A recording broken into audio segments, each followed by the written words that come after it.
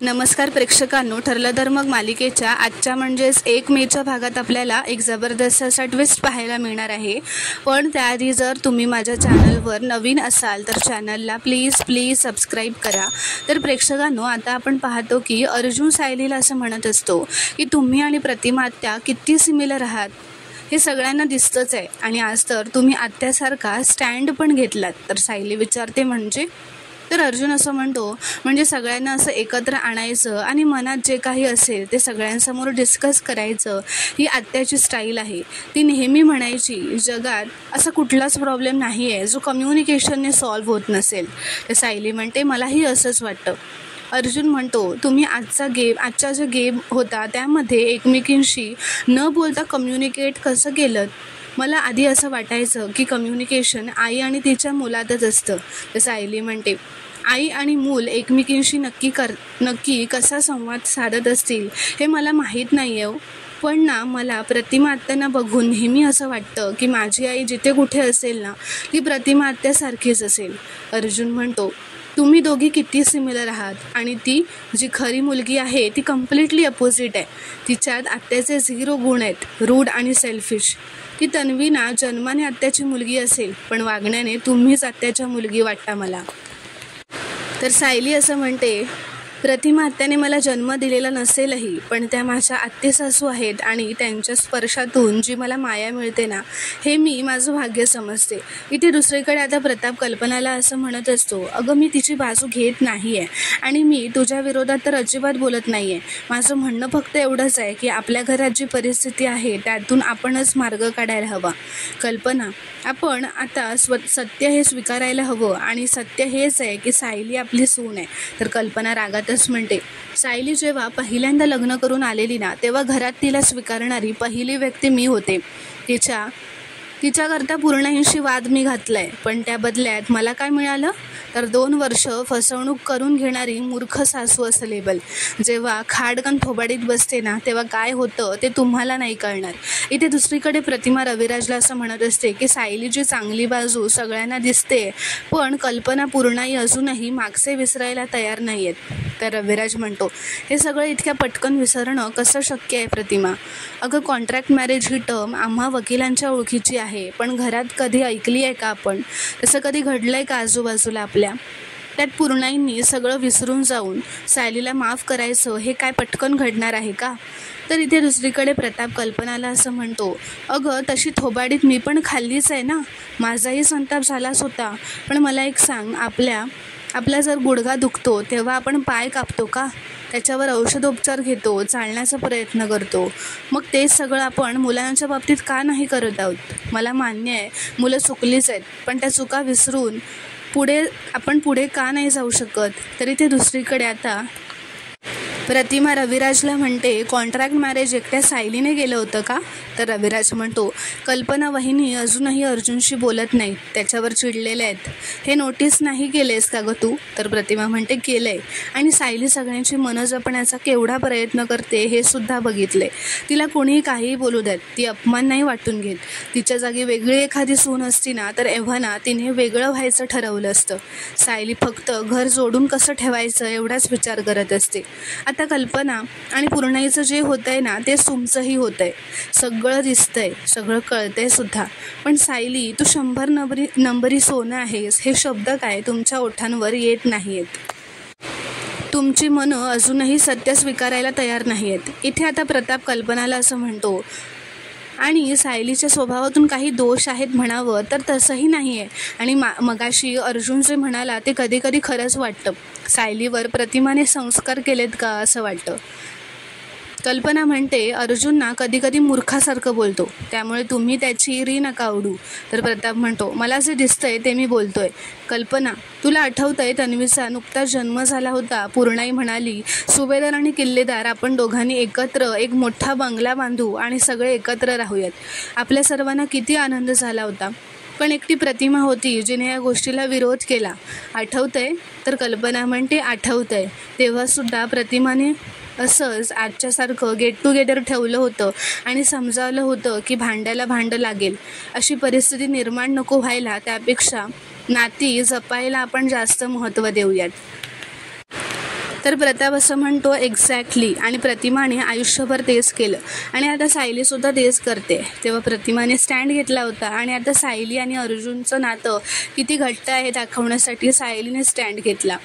प्रतिमा, सायली आणि प्रतिमामधलं हे साम्य तुला खरंच दिसत नाही आहे का गं कल्पना?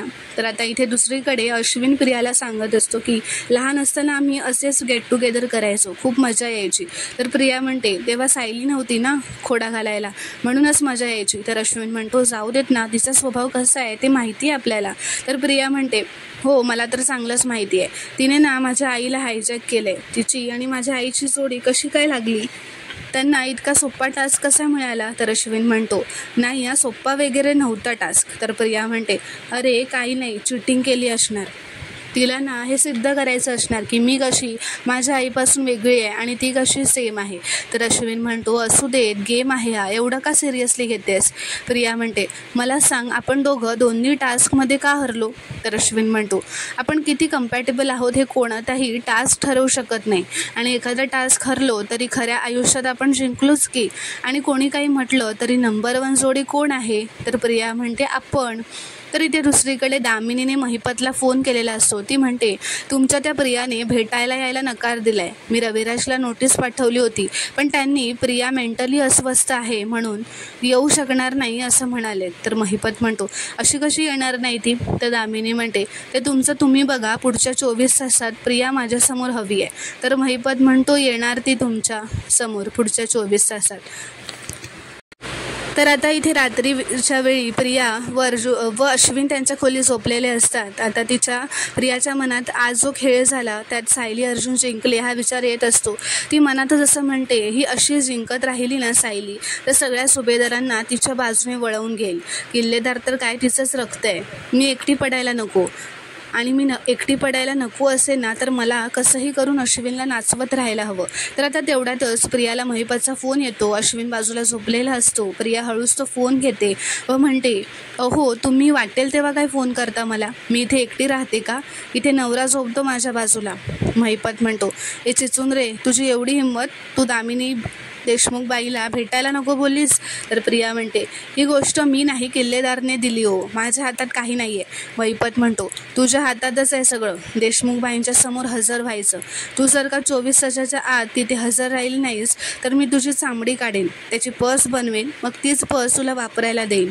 तर प्रिया म्हणते ठीक आहे, कळालं मला सगळं, मी दामिनीकडे जाईन भेटायला. प्रिया आता फोन ठेवल्यावर मनातच असं म्हणते अख्खं जग माझं शत्रू होत आलंय. इकडे सायली अर्जुन, तिथे महिपत, मला श्वासही घेऊ देत नाही आहेत. असं म्हणत ती जोरातच तिचा हात त्या टेबलावर रागातच आपटते. त्या आवाजाने आता अश्विन जागावतो. अश्विन आता उठून विचारतो तन्वी तू तिथे काय करतेस? झोप येत नाही आहे का तुला?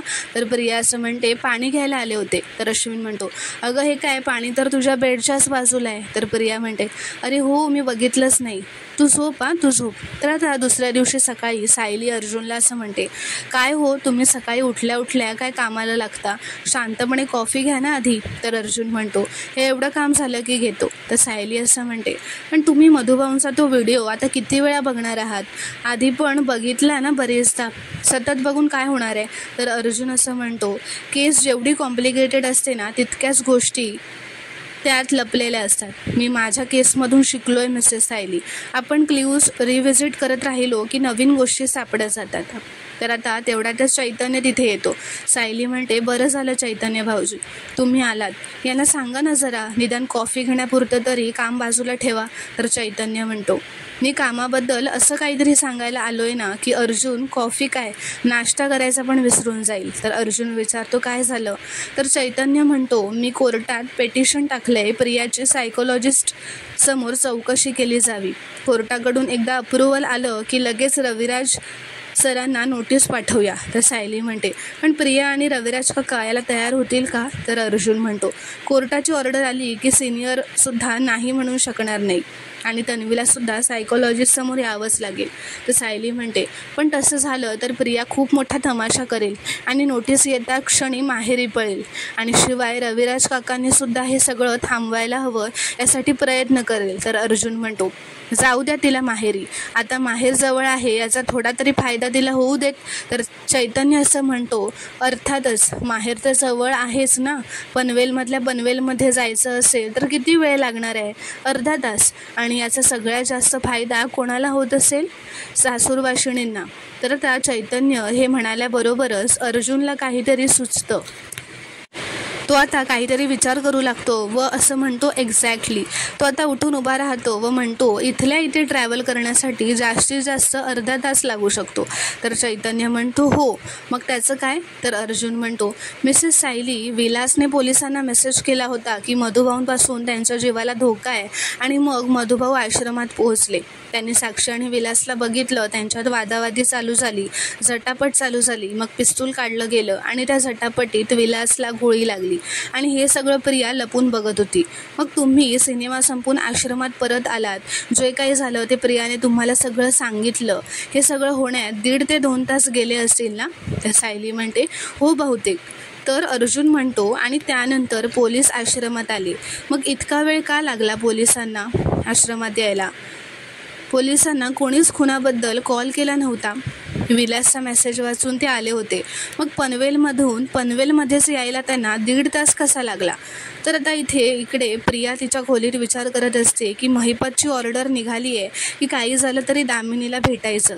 सध्या तरी त्याची ऑर्डर पाळावीच लागणार आहे. किल्लेदारला पटवू कसं की अर्जुनकडून चौकशी नको आहे पण दामिनीकडून चालेल. कसं सांगू मी त्या किल्लेदारला. तर इथे आता चैतन्य असं म्हणत असतो अर्जुनला की हा मुद्दा अगदी बरोबर आहे. म्हणजे पनवेलच्या हद्दीत शहरात कुठेही जायचं असेल तर अर्ध्या तासापेक्षा जास्त लागणार नाही. पोलीस तिथे उशिरा कसे पोहोचतील. तर अर्जुन म्हणतो, एक काम कर चैतन्य, विलासचा मेसेज कुठल्या पोलीस स्टेशनला गेला होता आणि तिथले कुठले पोलीस ऑफिसर किती वाजता आणि कोणत्या व्हेकलने तिथून निघाले होते त्याचे डिटेल्स काढ. तर सायली म्हणते, पण तो मेसेज वाचून पोलीस खुनाआधी तिथे पोहोचायला हवे होते. तर अर्जुन म्हणतो, हो पण नाही पोहोचले. मला वाटतंय आपल्या हातात हुकुमाचा पत्ता लागला आहे मिसेस सायली. आपल्या पुराव्यांच्या चेनमध्ये ही खूप महत्त्वाची लिंक आहे. विलासचा पोलिसांना मेसेज करणं आणि पोलीस आश्रमात येणं यात गेलेला वेळ. तर चैतन्य म्हणतो, मी लगेच सगळे डिटेल्स रेडी करतो व तिथून निघून जातो. तर प्रेक्षकांनो, पुढील भागात आपण पाहणार आहोत की आता अर्जुनला चैतन्याचा फोन आलेला असतो. तो म्हणतो, आपल्याला कोर्टाकडून प्रियाची सायकोलॉजिस्टसमोर चौकशी करण्याची परमिशन मिळाली आहे. मी लगेचच रविराज सरांना नोटीस पाठवतो. तर आता इथे रविराजला नोटीस आलेली असते. तो प्रिया व नागराज समोर प्रियाला सांगतो की अर्जुनने कोर्टाकडून तुझी सायकोलॉजिस्टसमोर चौकशी करण्याची परवानगी काढली आहे, त्यामुळे तुला चौकशीला जावंच लागेल. हे ऐकून आता प्रियाला धक्काच बसतो. ती खाली सोफ्यावरच बसते. तर प्रेक्षकांनो, पुढील भागात काय घडणार हे पाहणं खूपच रोमांचक ठरणार आहे. व्हिडिओ पूर्ण बघितल्याबद्दल धन्यवाद.